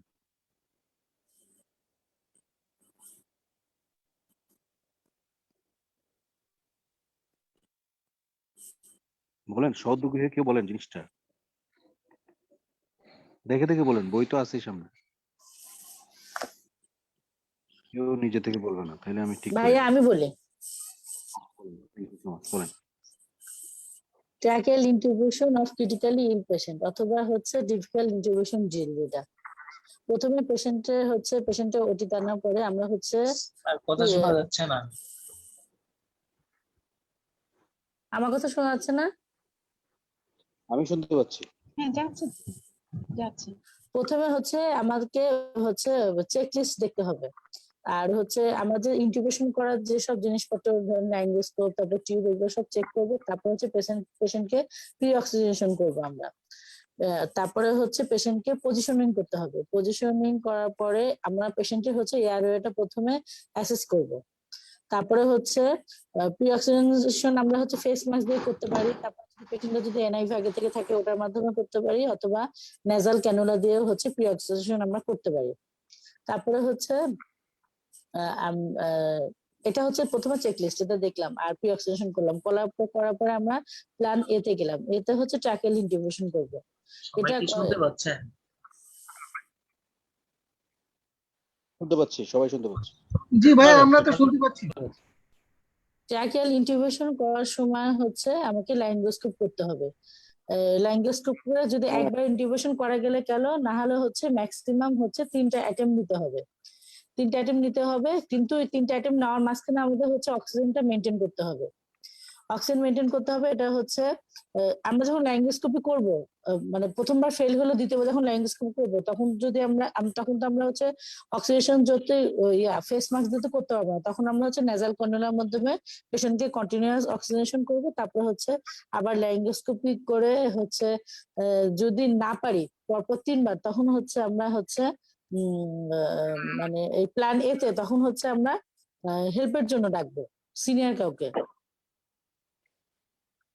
তারপরে হচ্ছে ওটাতে গেল, ওটা ইন্টিগ্রেশন হলে সাকসিড না, তখন হচ্ছে যদি ইন্টিগ্রেশন হয়ে যায় তাহলে কনফার্ম করবো আমরা ক্যাপনোগ্রাফির মাধ্যমে ওটা। তারপরে যদি প্ল্যান এ ফেল হয় তাহলে হচ্ছে প্ল্যান বি আর প্ল্যান সি হচ্ছে একসাথে এখানে। এটা হচ্ছে যদি প্ল্যান এ না হয় তখন ওটা ডিক্লেয়ার হচ্ছে ফেলড ইন্টিগ্রেশন হতে হবে। ফেলড ইন্টিগ্রেশনের সময় একজন পার্সনই হচ্ছে বারবার করতে পারবে না, এখানে পার্সনও চেঞ্জ হবে, তারপর হচ্ছে অপারেটরও চেঞ্জ হবে, ডিভাইসও চেঞ্জ হবে। প্ল্যান বি আর সি এর মধ্যে সেকেন্ড জেনারেশন সুপ্রাগ্লটিক এয়ারওয়েট আমরা ইউজ করব, অথবা আমরা ফেস মাস্ক হচ্ছে 2%, একজন হচ্ছে ফেস মাস্ক ধরবো আর একজন হচ্ছে ভেন্টিলেশন করবো। হচ্ছে ভাইয়া? কতটুকু বুঝছি আল্লাহ জানে। একদম ঠিক আছে, বলেন। তারপরে হচ্ছে ওই যদি হচ্ছে প্ল্যান বি এবং প্ল্যান সি হচ্ছে আমাদের হচ্ছে সাকসেস হয়, তাহলে হচ্ছে যদি হচ্ছে প্ল্যান বি যদি ফেল হয়, আমাদের প্ল্যান বিও যদি ফেল হয়, আমরা পেশেন্টকে জাগায় দিতে পারি। আবার পেশেন্টকে হচ্ছে নিউরোমাস্কুলার ব্লকিং পেশেন্টকে আমরা হচ্ছে নিউরোমাস্কুলার ব্লকিং এজেন্ট, এই জায়গাটা ভাইয়া উল্টাই গেছে আমার একটু। না, এই জায়গাটা আমি বলি, এখন হচ্ছে বিসিটা বিসি হচ্ছে একসাথে করছে কেন, মানে এখানে বি হচ্ছে সেকেন্ড জেনারেশন সুপ্রাগ্লোটিক এয়ারওয়ে আর সি হচ্ছে ফেস মাস্ক। হ্যাঁ, তো হ্যাঁ, আমি যদি সুপ্রাগ্লোটিক এয়ারওয়ে ডিভাইস অক্সিজেন দিতে পারি, হ্যাঁ, আর ওই যদি ওইটা না পারি সি, যদি বি আমি দিতে পারি, দিতে পারলে সি তে যাওয়ার দরকার নাই। কিন্তু বি ফেস আমরা যদি মাস্কের দরকার নেই। সুপারগ্লটিক এয়ারওয়ে এটা দিতে পারি তাহলে আমরা সিতে যাব না। ফেস মাস্ক 2%, একজন যেটা যাওয়ার দরকার। দুজন মিলে করবো ওটাতে আর যাবো না, তখন এটা সাকসিড হবে। হ্যাঁ, বিসি কোনটা করতে না পারলে তখন আমি সেটাকে কি করে নিয়ে যাব। এখন বিসি সাকসেস হয়েছে, কিন্তু যেহেতু এটা প্রথমবার আমি 3বার ফেল হইছে, এখন হ্যাঁ, আমাকে সেকেন্ড অপশনে যাওয়ার সময় এই জন্য আমাকে একটা ভাবতে হবে। আচ্ছা, একটু আজান দিচ্ছে, 1 মিনিট ওয়েট করুন। জি ভাইয়া।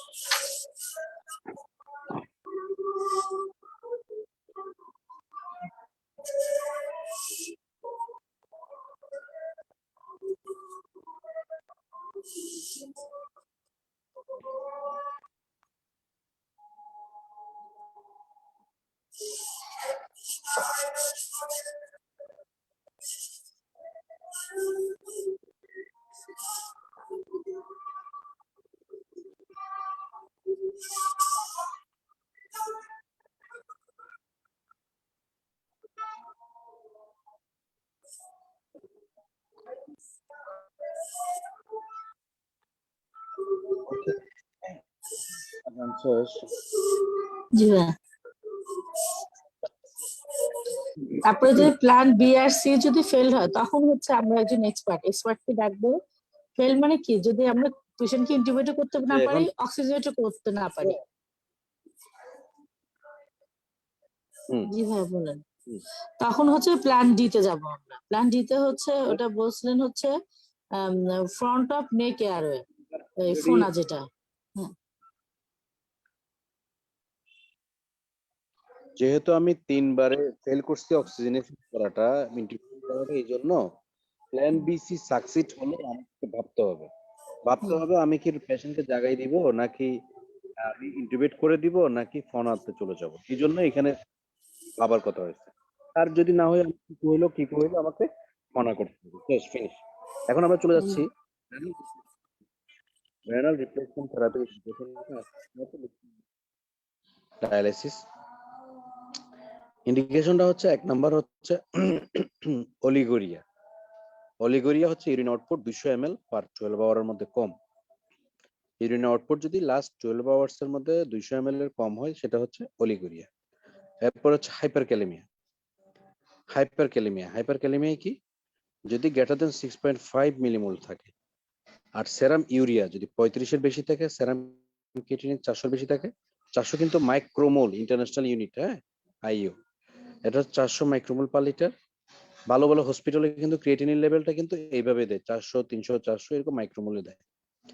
সেরাম সোডিয়াম লেভেলটা কম বেশি হইলে যে ডায়ালিসিস দেয়া যায়, আপনারা কি কখনো শুনছিলেন? হাইপোনেট্রিমিয়ার, সিভিয়ার হাইপোনেট্রিমিয়ার কজের একটা হলো পানি ফেলে দেয়া। হ্যাঁ, সিভিয়ার হাইপোনেট্রিমিয়া যদি হয় তখন আপনি পানি ফেলে দিতে পারেন। যদি 110 এর কমে যায় তখন আপনার 3% সোডিয়াম ক্লোরাইড দেওয়াচ্ছে শরীর থেকে কিছু পানি বের করে দিতে হবে। তাহলে ফিল্টার করে শুধু পানি বের করে দিলে কি হবে, ডাইলিউশনটা কমে যাবে, তখন সোডিয়ামের লেভেলটা বাড়ে যাবে। আর 160 মিলিমোল হলে সেখানেও আপনার ডায়ালিসিসের ভূমিকা আছে। আচ্ছা, পালমোনারি ইডিমা আনরেসপন্সিভ টু ডায়াবেটিক্স, এটা বলে দিতে হবে। শুধু পালমোনারি ইডিমা হইলে আপনি সাথে সাথে ডায়ালিসিস দিবেন তা না। পালমোনারি ইডিমা হয়েছে কিন্তু সেটা ডায়াবেটিক্স দিয়ে রেসপন্স করছে না। আর মেটাবলিক অ্যাসিডোসিস কিরকম, পিএইচ যদি 7.1 এর কম হয়। আরেকটা হলো সিমটোমেটিক ইউরেমিয়ার সিমটম যদি থাকে, এনকাফালোপ্যাথি যদি হয়, পেরিকার্ডাইটিস, ব্লিডিং যদি থাকে। হ্যাঁ, এরপরে হচ্ছে আপনি ডায়ালাইজেবল টক্সিন, এমন একটা টক্সিন যেটা ডায়ালাইসিস করলে বের হবে, সেটা যেমন lithium, aspirin, methanol, ethylene glycol, theophylline.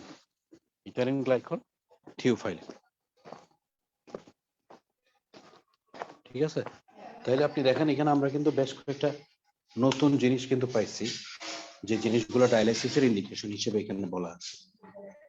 এখন আমরা যাব একটা রোগী, ক্রিটিক্যালি ইলনেসের একটা রোগী, কখন তার অ্যাকিউট রেনাল ফেলিওর হয় বা এআরআই, অ্যাকিউট কিডনি ইনজুরি হওয়ার কারণগুলো কি কি। অ্যাকিউট কিডনি ইনজুরির কারণের মধ্যে 3 ভাগে ভাগ করলে একটা হচ্ছে সবচেয়ে বেশি হয় কারণ হচ্ছে প্রিরেনাল, 70% কারণ হচ্ছে কি প্রিরেনাল, রেনাল 20%, পোস্ট রেনাল 5%। প্রিরেনাল মানে কি, কিডনি ঠিক আছে, ব্লাডার ঠিক আছে, কিডনি থেকে ব্লাডারে যাওয়ার পথ ঠিক আছে, ব্লাডার থেকে বাইর হওয়ার পথ ঠিক আছে, তাহলে ঝামেলা কোথায়, কিডনির উপরে, তাইলে কিডনিতে যাওয়ার আগে ঝামেলা হচ্ছে। যেমন সেপসিস, হাইপোভোলেমিয়া, হাইপোটেনশন, ডিহাইড্রেশন, এক শব্দ বলে ফেললাম, তিনটাই কি মূল কথা একটা, হাইপোটেনশন, হাইপোভোলেমিয়া, ডিহাইড্রেশন। এরপর হচ্ছে মেজর সার্জারি, মেজর সার্জারি তো মূলত এই কাহিনী হয়, বার্ন যদি হয়, অ্যাবডোমিনাল কম্পার্টমেন্ট সিনড্রোম যদি হয়, renal nephrotoxic drugs, autoimmune disease, hepatorenal syndrome, trauma rhabdomyolysis, renovascular disease.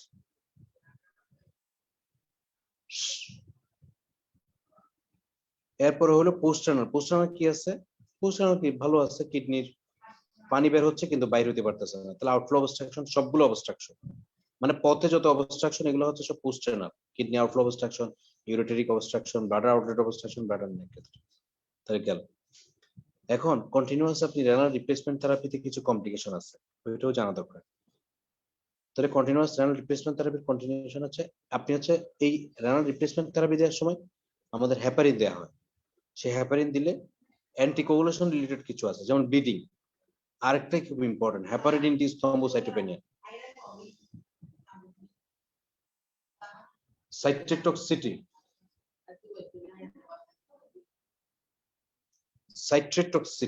সাইট্রেটক্সিটি হলো এই কাহিনী। এরপর হচ্ছে ক্যাথেটার রিলেটেড, ক্যাথেটার দিলে কি হবে, এটা সেপসিস হবে, থ্রম্বোসিস হবে, এবং আর্টারি এবং ভেইনটা যেহেতু খুব কাছাকাছি, ক্যাথেটারের মাথাটা বের ছিদ্র হয়ে লেগে ভেইনের সাথে আর্টারির সাথে কানেক্ট হয়ে আর্টারি ভেনাস ফিস্টুলা হতে পারে, অ্যারিথমিয়া, নিউমোথোরাক্স পেইন, ডিসকানেকশন। তারপর হচ্ছে হাইপোথার্মিয়া, ব্লাডটা শরীরে যে গরম থাকে বাইরে হলে কি হবে, হাইপোথার্মিয়া, আবার ফিরলে হাইপোথার্মিয়া হয়ে যাবে। অ্যানিমিয়া, থ্রম্বোসাইটোপেনিয়া, অনেক ব্লাড গুলো নষ্ট হয়ে যাবে। আর হাইপোভোলেমিয়া, শরীর থেকে ব্লাড বাইরে হয়ে গেলে একটা ট্রানজিয়েন্ট হাইপোভোলেমিয়া, হাইপোটেনশন হয়, ঠিক আছে, আবার হয়তো ফিরে আসে, ডায়ালিসিস শেষ হলে ঠিক হয়ে যায়। মেমব্রেন রিঅ্যাকশন, মেমব্রেন রিঅ্যাকশন, ব্লাডটা তার নিজস্ব ক্যাপিলারি বা ব্লাড ভেসেল থেকে বাইর হইলেই সাথে সাথে অন্য আরেকটা জায়গায় গেলে মেমব্রেন রিঅ্যাকশন হচ্ছে, ঠিক আছে। ইলেকট্রোলাইট অ্যাবনরমালিটিস, মেটাবলিক অ্যাসিডেমিয়া, আর হচ্ছে এয়ার এম্বোলিজম, ড্রাগ লিপিড। কেমাইসিএম পড়াবো না, এটা আপনাদের আসে না, এটা এফসিপিএস এবং এমডি তে আসে, confusion assessment method for the ICU, সেটা আপনাদের দরকার নেই। আচ্ছা, এটা can integrate Kiko management in ICU patient, দরকার নাই, এটা মোটামুটি আছে। কিছু স্কোরিং সিস্টেম আছে, অ্যাপাচি স্কোর, সোফা স্কোর, হ্যাঁ, সোফা নাম শুনছেন, সোফা। এখন যে আমাদের সেপসিসের জিনিসগুলো সোফা দিয়ে করা হয়, সোফা হচ্ছে sequential organ failure assessment. SOFA স্কোরটা, সোফা মানে কি, sequential organ failure assessment. Care bundle, একটা হচ্ছে ভেন্টিলেটর কেয়ার বান্ডেল আছে আইসিইউতে একটা রোগী ভেন্টিলেটরে থাকলে একটা ভেন্টিলেটর কেয়ার বান্ডেল আছে, ভেন্টিলেটর কেয়ার বান্ডেল, এটাই কি বলা হচ্ছে, ভেন্টিলেটর কেয়ার বান্ডেল। এখন আমি আপনাকে বলবো, what is the component of ventilator care bundle, what is the component of ventilator care bundle? Ventilator care bundle এর কম্পোনেন্ট হচ্ছে লো টাইটাল ভলিউম 4 থেকে 6 ml পার কেজি আইডিয়াল বডি ওয়েটের, অরিজিনাল বডি ওয়েট না, ideal body ওয়েটের, একটা লম্বা height weight মানুষের ideal body weight হওয়ার যত কথা ছিল ওই অনুসারে লো টাইটাল ভলিউম। প্রেসার প্রেসারটা 30 এর কম রাখবো, সিডেশনটা হোল্ড করব মাঝে মাঝে, একটু আগে বলছিলাম এক্সেসিভ সিডেশন দিলে আমার উইনিং ডিলে হবে, তাহলে সিডেশন মাঝে মধ্যে হোল্ড করব, সিডেশন স্কোর দেখবো। পারমিসিভ হাইপারক্যাপনিয়া, পারমিসিভ হাইপারক্যাপনিয়া মানে হচ্ছে, হাইপারক্যাপনিয়া তো আমি চাই না, আমি 40 এর মধ্যে রাখতে চাই কার্বন ডাইঅক্সাইড লেভেলটা, কিন্তু আমার নিজের লাংস এর ভালোর জন্য, রোগীর তাড়াতাড়ি ভালো হওয়ার জন্য মাঝে মধ্যে আমরা কার্বন ডাইঅক্সাইড লেভেলটা বাড়াইয়ে রাখতে পারি, সেটা ইনভার্স আই রেশিও দিয়ে। ইনভার্স আই রেশিও কি জিনিস, নরমাল আই রেশিও হচ্ছে 1:2, ইনভার্স আই রেশিও মনে করেন 2:1 হয়ে গেল, ঠিক আছে, উল্টা করে ফেললাম, 2:1 যদি হয় তাহলে দেখেন আই মানে আই ই রেশিও, আই মানে কি ইনস্পিরেশন, ই মানে এক্সপিরেশন। তাহলে আই 1:2 হলে ইনস্পিরেশনের জন্য 1 সেকেন্ড যদি রাখি, এক্সপিরেশনের জন্য 2 সেকেন্ড। আর যদি উল্টা ঘটনা ঘটে 2:1, তখন 2 সেকেন্ড রাখলাম ইনস্পিরেশনের জন্য, 1 সেকেন্ড রাখলাম এক্সপিরেশনের জন্য। তখন উল্টা করলে যেটা হবে, অক্সিজেনেশন ভালো হবে, মানে লম্বা সময় ধরে সে শ্বাস নিবে, কিন্তু এক্সেল করার জন্য সময় কম দিচ্ছি। এক্সেল করার জন্য যদি কন্টিনিউয়াস আমি সময় কম দিই, তাহলে আস্তে আস্তে তার কার্বন ডাইঅক্সাইড লেভেলটা শরীরে বেড়ে যাবে। কিন্তু এই কাজটা আমি তাকে নিজে অ্যালাউ করে দিচ্ছি, আমি জেনে করছি, এই জন্য এটার নাম হচ্ছে কি পারমিসিভ হাইপারক্যাপনিয়া। এটা রোগীর যখন কোনোভাবে অক্সিজেন লেভেলটা না বাড়ে, তখন তাকে এক একটা শ্বাস লম্বা লম্বা করে নেওয়ার সুযোগ দেওয়া হয়। ওইটাকে বলা হয় কি ইনভার্স আইউ রেশিও। এবং এটা করার পরে ঘটনা যেটা ঘটে সেটা হচ্ছে একটা হাইপারক্যাপনিয়া হয়। এই ঘটনা যেহেতু আমি অ্যালাউ করছি, এই জন্য এটার নাম হচ্ছে পারমিসিভ হাইপারক্যাপনিয়া। ক্লিয়ার? এরপর হচ্ছে সেমি রিকম্বিনেন্ট পজিশন। আরেকটা হচ্ছে পিপ দেয়া। পিপ দিলে লাংস এর সবগুলো অ্যালবিলি রিক্রুট হয়, আর না হলে অনেকগুলা, এইগুলো আগের দিন বলছিলাম। আর প্রোটোকল ড্রাইভেন উইনিং, প্রত্যেকটা ইনস্টিটিউটের উইনিং এর জন্য একটা ড্রাইভ প্রোটোকল থাকবে, সেই প্রোটোকল মেনটেন করে আমরা উইনটা করব। ঠিক আছে? এই হচ্ছে কি ভেন্টিলেটর কেয়ার বান্ডল। এখানে 7 থেকে 8টা মতো পয়েন্ট আছে, এগুলো বিভিন্নভাবে পরীক্ষা আসে। হ্যাঁ, এবং এটা যদি আপনি বলা হন যে লাং প্রোটেক্টিভ ভেন্টিলেশন, এটা এইখানে 8টা পয়েন্ট, এটা হচ্ছে লাং প্রোটেক্টিভ ভেন্টিলেশন। আবার যদি বলা হয় যে এআরডিএস এর ভেন্টিলেশন, এটাই। আবার যদি বলা হয় যে এমন একটা ভেন্টিলেটর কেয়ার বান্ডল যেটা অ্যাকিউট লাং ইনজুরি এবং এআরডিএস কমাবে, এই জিনিসটাই। এই যে দেখেন, the ventilator care bundle comprise the following components to reduce acute lung injury এবং এআরডিএস। তো মোটামুটি আমি সেপসিসটা একটু খুঁজি, সেপসিসটা পাই কিনা একটু দেখি তো। সেপসিসটা আমার কাছে ছিল গাইডলাইন।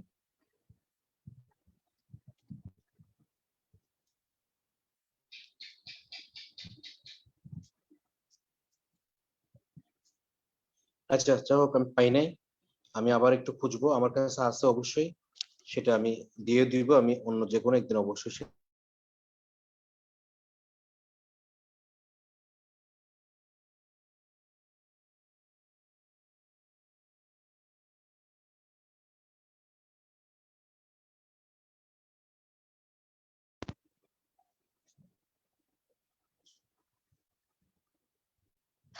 হ্যাঁ, হ্যালো সবাই, এখন কি শুনতে পাচ্ছেন? সবাই ঠিক আছে তো? এর মধ্যে কোনো প্রশ্ন আছে কিনা বলুন।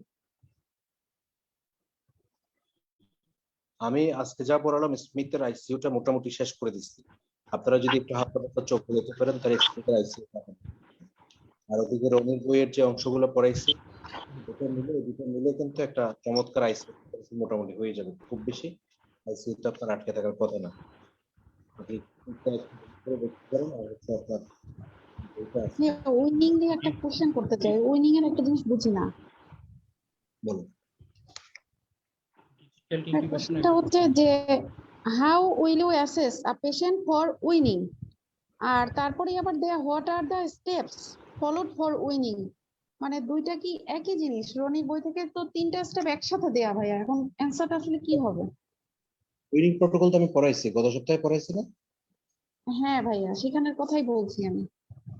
আচ্ছা, এখানে সেকেন্ড অপশনটা কি বললেন? সেকেন্ড প্রশ্নটা কি বললেন? হোয়াট আর দি সেকেন্ড কোশ্চেনটা হচ্ছে what are the steps followed for winning. হ্যাঁ হ্যাঁ, ঠিক আছে, একই কথা, একই কথা। আপনি স্টেপস বলতে ওইটাই, ওই ক্রাইটেরিয়া ফিল আপ করে আগানো, যে স্পন্টানিয়াস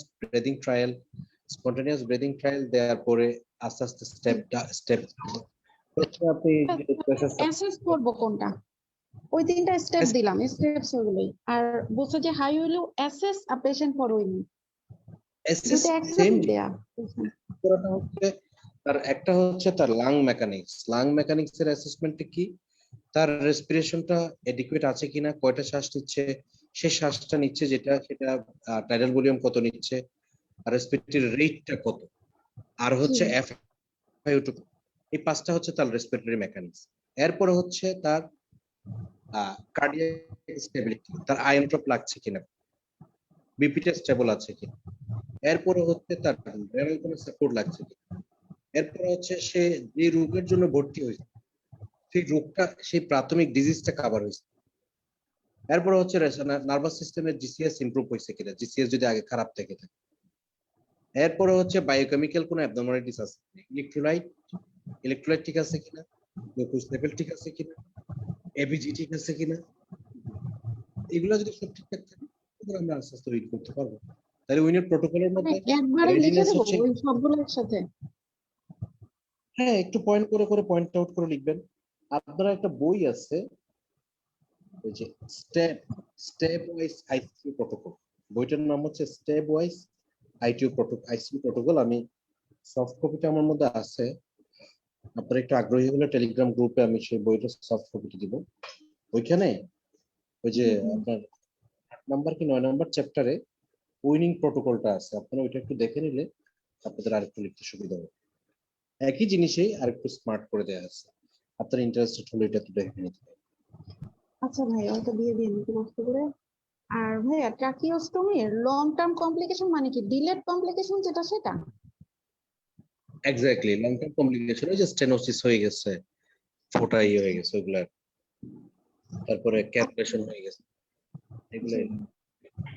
আচ্ছা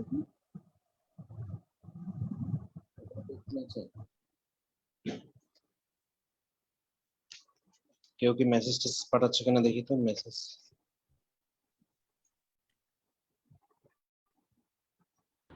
আপনাদের ডিফিকাল্ট ইনকিউবেশনে স্টেপ এ, স্টেপ বি, সি আর ডি যেটা বললেন সেখানে প্রথম স্টেপেই তো আমরা নিউরোমাসকুলার ব্লকিং এজেন্ট দিলাম, তারপর আবার স্টেপ সি তেও আবার নিউরোমাসকুলার ব্লকিং এজেন্টের কথা বলা হয়েছে। এটা কি আবার রিপিট করতে হবে? ডিফিকাল ইনকিউবেশন মানে নিউরোমাসকুলার ব্লক দিতেই থাকবে। এখন কতখানি দেবেন? এখন আপনার ধারণাগুলো 3 মিনিট, যদি 2 মিনিটের মধ্যে শেষ হয়ে যায় তো সাকসেস অপশন তো আরো 3 মিনিট থাকার কথা, তাহলে তো আপনি ওই 3 মিনিটে আপনার বিসিও হয়ে যেতে পারে। কিন্তু যখন স্টেপ ডিতে যাচ্ছেন তখন আপনি আরেকটা নিউরোমাসকুলার ব্লক শর্ট দিতে পারেন, কারণ আপনি নিউরোমাসকুলার ব্লক যদি না দেন আপনি এসএডি ইনসার্ট করতে পারবেন না, আপনি স্ক্যালপেল থাইরয়েডেক্টমি করতে পারবেন না, থাইরয়েডেক্টমি করতে পারবেন না, আর মাসেল রিল্যাক্সেশন না দিয়ে আপনি ইও করতে পারবেন না, প্রথম ইন্টিগ্রেশন গুলো করতে পারবেন না। ডিফিকাল্ট ইন্টিগ্রেশন মানে হচ্ছে কন্টিনিউয়াস মাসেল রিল্যাক্সেশনটা কন্টিনিউ রাখা। শর্ট অ্যাক্টিং শর্ট অ্যাক্টিং, এটা শুনতে একটু অদ্ভুত লাগতে পারে, ডিফিকাল্ট ইন্টিগ্রেশন মানে শুধু মাসেল রিল্যাক্সেশন। যেটা আমাদের ভুল ধারণা ছিল যে আমি তো ডিফিকাল্ট ইন্টিগ্রেশন প্রিডিক্ট করতেছি, আমি কেন আবার এই লং অ্যাক্টিং দিয়া মাসেল রিল্যাক্সেশন দিব, কিভাবে ভয় আবার রোগী একেবারে ঠান্ডা হয়ে যায় কিনা। বেসিক্যালি অনেক প্রিডিক্টেড ডিফিকাল্ট এয়ারওয়ে মাসেল রিল্যাক্সেশন দেয়া মাত্রই এটা ইজি একটা হয়ে গেছে। এই জন্য আপনারা অনেক সময় বাইরে থেকে অনেক চিন্তা ভাবনা করছেন যে এটা ডিফিকাল্ট হবে। এটা ডিফিকাল্ট তখনই যখন আপনি নরমালি করতে যাবেন। যদি এটাকে আপনি সাকসামিথেনিয়াম দেন দেখবেন যে ডিফিকাল্টটা একদম স্মুথ হয়ে গেছে।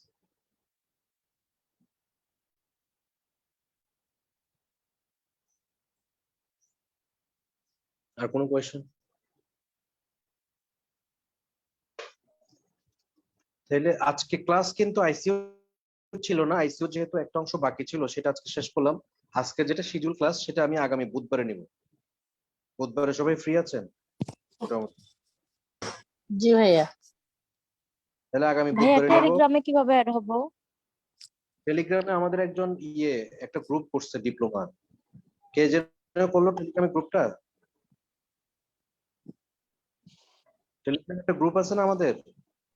জি আছে। ওইটাতে একটু আমাদের গ্রুপটার নাম বললেই আমরা ওইখানে সার্চ দিলে গ্রুপটার নাম যদি কেউ বলেন। লিংকটা একটু ফেসবুকে দিয়ে দিয়েন, টেলিগ্রামের চ্যাটে লিংকটা দিয়ে দিলে হবে, গ্রুপে ক্লিক করলে অ্যাড হয়ে যাবে। কে অ্যাড হন নাই? খাদিজা আপা আরেকজন কে বললেন? রাজীব ভাই?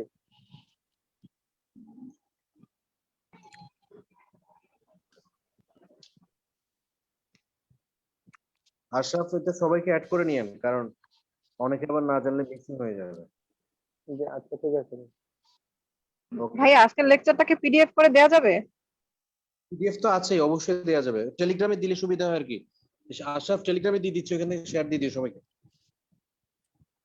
টেলিগ্রামে দেন। জি ভাই তোমাদের ওই যে লিডার শোভন দত্ত কি ভর্তি হয়েছে?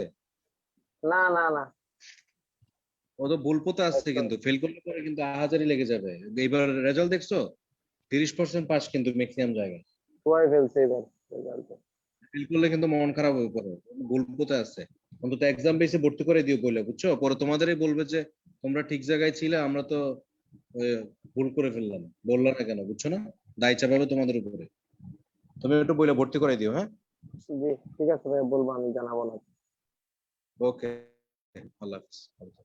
ঠিক আছে, আসসালামু আলাইকুম। আসসালামু আলাইকুম ভাইয়া।